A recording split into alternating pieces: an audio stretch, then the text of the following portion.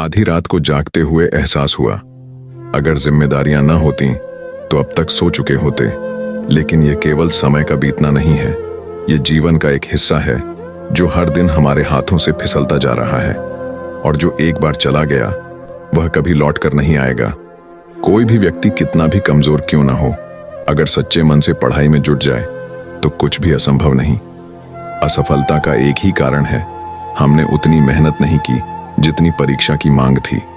याद रखना, वही परीक्षा जिसमें तुम हालात, समय और किस्मत को दोष देते रहे, उसी में किसी ने तुमसे भी बुरे हालात में सफलता हासिल की है।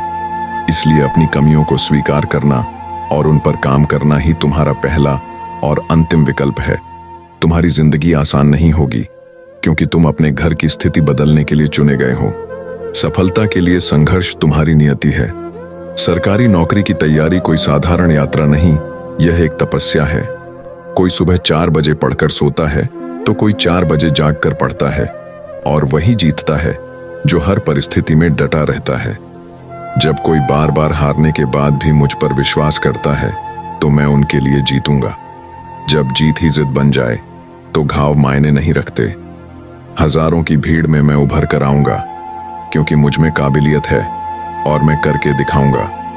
हो सकता है मंजिल तक पहुंचने में वक्त लगे, लेकिन अपनी कहानी मैं खुद लिखूंगा। लोग किसी की वर्तमान स्थिति को देखकर उसके भविष्य का मजाक उड़ाते हैं, लेकिन समय की ताकत को मत भूलो। वही समय एक साधारण पत्थर को हीरा बना सकता है। जो लोग आज ताने मारते हैं वही तुम्हारी सफलता के बाद तालियां बजाएंगे और कहेंगे, मुझे तो पहले से ही पता था, तू कुछ बड़ा करेगा। सफलता का रास्ता आसान नहीं होता, उसमें मुश्किलें आएंगी जो तुम्हें रोकना चाहेंगी, लेकिन तुम्हारा काम है चलते रहना, बिना रुके, बिना थके। कब तक यूं ही समझौते करते रहोगे? कब तक हालात को दोष देकर खुद को बहलाते रहोगे? आज से बहाने बनाना छोड़ दो और बार बार गिरने के बावजूद सफल हो जाने की लत लगा लो। तुम अकेले नहीं हो जो सोचते हो कि किस्मत तुम्हारे खिलाफ है। तुम्हारे माता पिता भी हैं जो सुबह से शाम तक मेहनत करते हैं, सिर्फ इस उम्मीद में कि तुम उनसे बेहतर जिंदगी जियोगे।